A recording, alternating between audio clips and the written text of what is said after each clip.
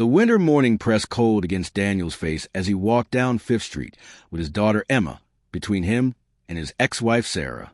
The child's small hand gripped as tightly, while her other hand held her mother's. At 42, Daniel had grown accustomed to this arrangement. Weekends with Emma, polite exchanges with Sarah, and the quiet ache of a family that existed only in fragments. Emma was 6 now, bright-eyed and observant in ways that sometimes startled him. She wore her pink puffy jacket and a knit cap with a pom-pom on top, her blonde braids peeking out from underneath. They were taking her to her art class, something they still did together despite the divorce 2 years ago. The street was mostly empty, just a few people hurrying past with their collars turned up against the wind. Daniel found himself looking at the old storefronts, remembering when he and Sarah used to walk the same path years ago, before Emma, when everything felt possible. That's when he saw her. Lauren stood outside the coffee shop they used to visit together 15 years ago. She looked different, but unmistakably the same. The same thoughtful eyes, the same way she tucked her hair behind her ear. She was holding a cup of coffee, and when their eyes met, she went completely still. Daniel's heart lurched. He hadn't seen Lauren since that terrible day when he'd made the choice that would define the next decade and a half of his life. He'd been 27 then, standing between two futures. Lauren had been his girlfriend of 3 years, the woman who knew his dreams and fears. But there had been complications, pressure from both families, and then Sarah had told him she was pregnant. He'd done what he thought was right. He'd married Sarah, built a life, had Emma, and he'd spent 15 years trying not to think about Lauren's face the day he told her goodbye. Now she was 10 feet away, and time collapsed. Sarah noticed his expression first. She followed his gaze, and her face tightened with recognition. She knew about Lauren. Everyone in their life knew about Lauren, the woman Daniel had left to do the right thing. But Emma noticed something else entirely. As they walked past, Lauren's eyes filled with tears. Her lips moved, forming words Daniel could barely hear over the sound of his own heartbeat. "I still love you." It was a whisper, a confession pulled from somewhere deep, spoken not in hope but in simple truth, the kind of truth that takes 15 years to admit out loud. Daniel kept walking. What else could he do? He had Emma's hand in his, Sarah beside him, a life that demanded he keep moving forward. But his legs felt heavy, and everything inside him wanted to turn around. They made it another 20 steps before Emma tugged on his hand and stopped walking. "Daddy," she said in that clear, penetrating voice children have when they've understood something adults wish they hadn't. "Yes, sweetheart." Daniel crouched down to her level, aware of Sarah standing rigid beside them. Emma's blue eyes searched his face with an intensity that seemed far beyond her years. "That lady back there," she said carefully, "the one standing by the coffee shop." Daniel's throat went dry. "What about her?" "She was crying," Emma said, "and I heard what she said." The street seemed to hold its breath. Sarah made a small sound but didn't speak. "Daddy," Emma continued, her small hand tightening around his fingers, "that's the lady who said she still loves you." The words hung in the frozen air between them. Daniel felt his world crack open. How do you explain to a 6-year-old the choices you made before she existed? How do you tell her that you'd do it all again, because she was worth every sacrifice, while also acknowledging the cost of that sacrifice? "Emma," Sarah said quietly, reaching for their daughter, but Emma wasn't finished. "Why did she say that, Daddy? Why was she so sad?"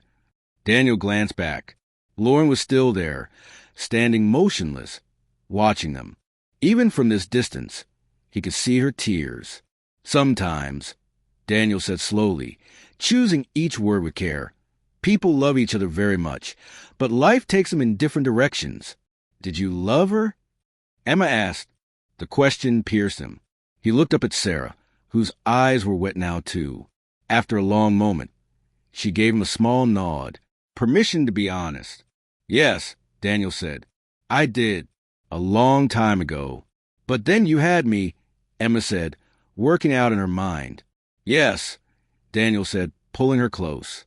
"Then I had you, and you're the best thing that ever happened to me." Emma was quiet for a moment, processing this with a seriousness she brought to important matters. Then she said something that broke him. "Is she still waiting for you, Daddy?"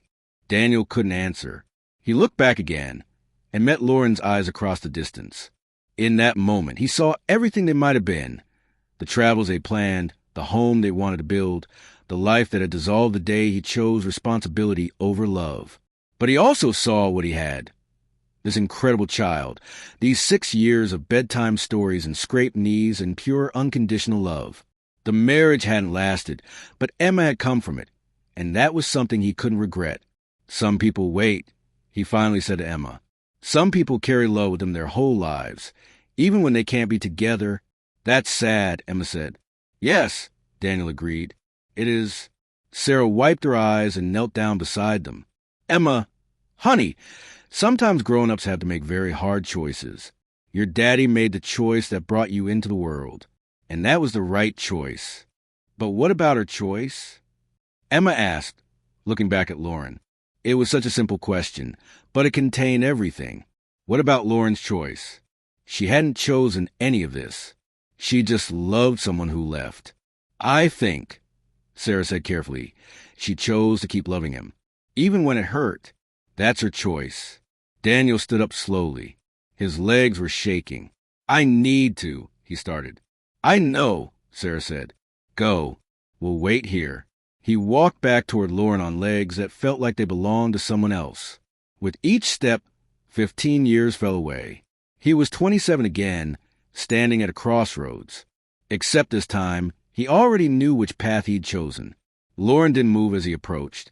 Up close, he could see the fine lines around her eyes, the silver threads in her hair. Time had touched her gently, but unmistakably.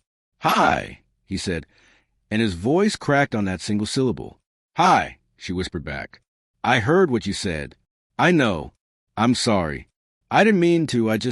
Seeing you, tears spilled down her cheeks. 15 years, Daniel.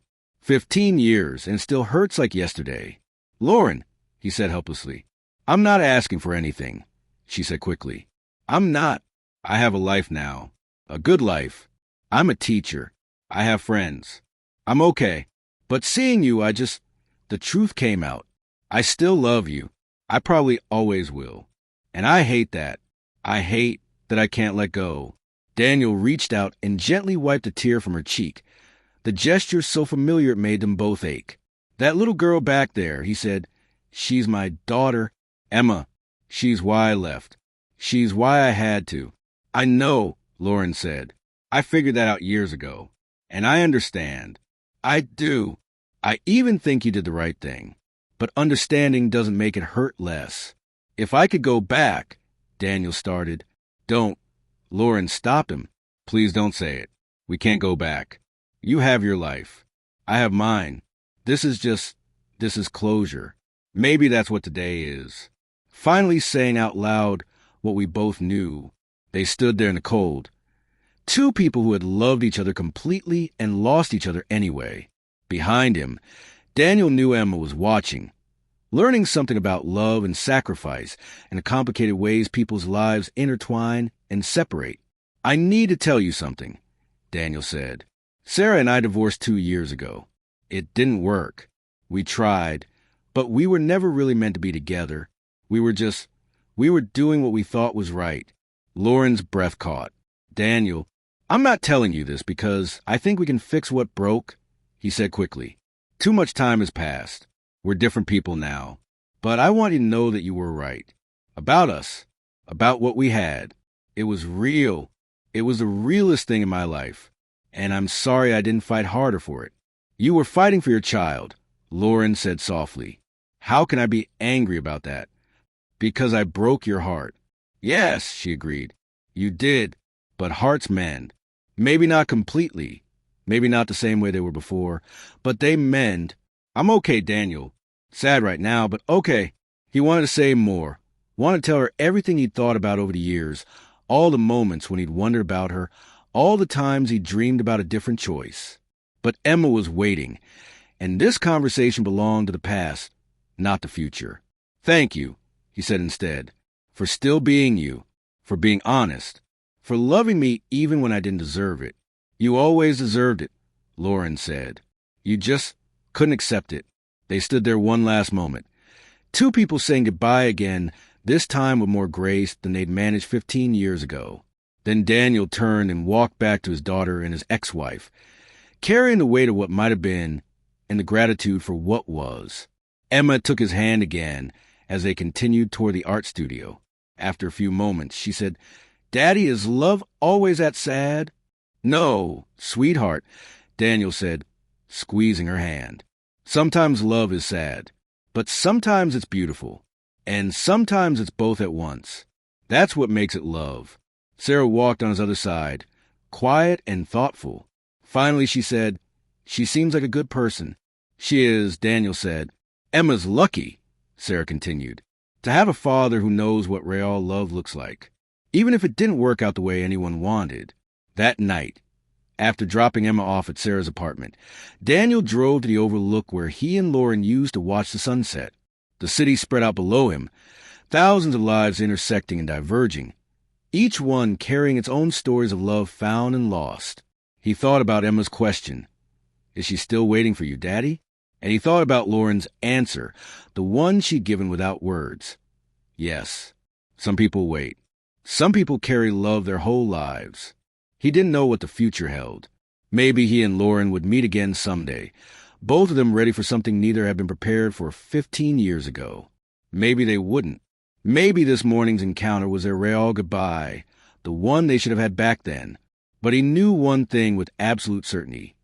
He would teach Emma about love, the complicated, painful, beautiful truth of it, how it demands sacrifices and offers no guarantees, how it can survive years of separation and still whisper, "I still love you" on a snowy street. Because that was the legacy he wanted to leave her. Not perfection, but honesty. Not easy answers, but real ones. As he drove home, he realized that maybe closure wasn't about endings at all. Maybe it was about understanding that some loves never really end. They just transform, becoming part of who you are, shaping how you move through the world. Lauren would always be part of his story, and he would be part of hers. And somewhere in between, they had both learned what it meant to love someone enough to let them go. That was its own kind of beautiful. Sad, yes, but beautiful too. If this story touched your heart, please take a moment to like this video, share it with someone who might need to hear it, and subscribe to our channel for more stories about life, love, and the choices that define us. Leave a comment below telling us about a moment that changed your life forever. Your story matters, and we'd love to hear it.